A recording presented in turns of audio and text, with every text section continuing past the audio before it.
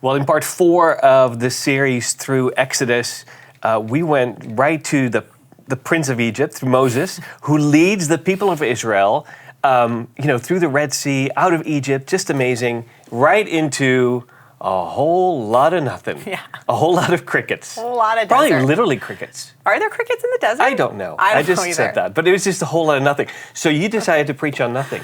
Yeah. That's great. Yeah. That's good. It was excellent, actually. Thank you. Speaking of Prince of Egypt, what do you think modern media can help us engage with and maybe connect with these ancient texts? Do you have examples of that? Yeah. I think for me, I'm a visual person. And so anytime I can see what I'm reading, it comes to life in a new way. Now, I know it's always tricky to put images to biblical stories or ancient stories or whatever, but I think it can be helpful. I know a lot of people have really connected with the series The Chosen because it's putting these stories about Jesus and his life that they've read over and over again or heard over and over again. You're seeing it in a relatable way, beyond the visual of felt board Sunday school stories, which I grew up in. It even we'll take that puzzle piece that you have, or these couple of puzzle pieces, and fills in some holes, in an interpretive way, and this is our best guess, so this is my guess as a creator, but I do think it helps bring things alive, and I like that a lot. You mentioned that the wilderness is a metaphor for those parts of our life that feel dry, weary, uncertain. How can we embrace these wilderness seasons for what they are and see them as opportunities for growth and for transformation?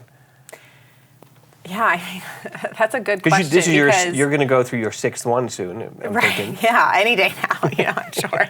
I once had a pastor friend who was like, you're either in a wilderness, about to head into a wilderness, or you just came out of one. It's the whole of life. Oh. Or also me thinking about some of the Israelites, they only lived in the wilderness, right? They were born and died in the wilderness. That was that anyways, that's could be a whole nother sermon, but that's a good question. It's a hard question to answer because it almost feels like there's a magic formula that if we just get it right, it'll make the wilderness bearable, right? And in one sense, the wilderness is the wilderness because it's unbearable. It's unbearable because it's so out of our control, and we so love and crave control. So on one hand, it's a hard question to answer because you can't really just muster up we'll do it. But I think helping frame our perspective through it, and you might not be able to control the circumstances or the length of time or what is happening in the wilderness, but you can control how you respond to it. And if the response is just growing cynicism, right, or murmuring or it's going to be worse than it is, but if the response is, okay, God, whether you led me here or I led me here or whatever the circumstances that brought me here, I'm here, and teach me in this season, grow me in this season, help me learn to trust and depend on you more in this season. That just postures our heart in a different way and allows us to maybe, I think, take the blinders off and look at the wilderness and what God might be doing in the wilderness in a different way than if we're so focused on how horrible it is and, man, I just need to get out of here. I really like that. You started with, sometimes we kind of, this is how I paraphrase it, I have been part of talking about the wilderness and kind of using the fact that God is there kind of as a cheapening of that experience and saying it is bearable, but you're saying no, it is unbearable. You can't get away from that. You can't get away from the fact that the wilderness is going to be unbearable, but we have to figure out how to change our posture towards it. Well, I think at least with God and the Israelites, the whole point of the wilderness is to help them learn to depend on God, right? So if it's bearable, they're not forced to do that. God it's literally the water, the food, those are things you need to survive. We're not talking about living a life of luxury here and oh man, I have a desert condo instead of a desert mansion.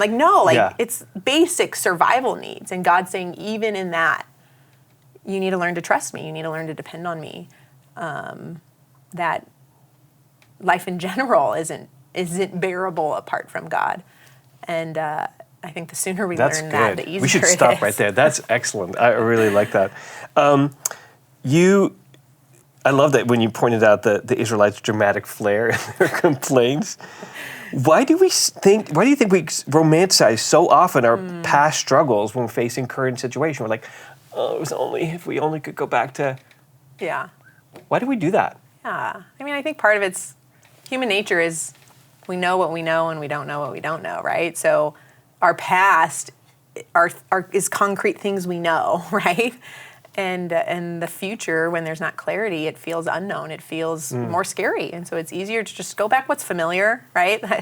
I'd rather have the devil I know than the devil I don't. And again, we cling to that because there's a lack of trust, right? If there's this trust in God and his goodness, then why wouldn't I experience God and his goodness in the future? And why do I need to go back and cling to the things of the past? And so I think some of it's just our human nature and the need to say, okay, although I'm inclined to do this, I'm intentionally choosing to take that posture of trust.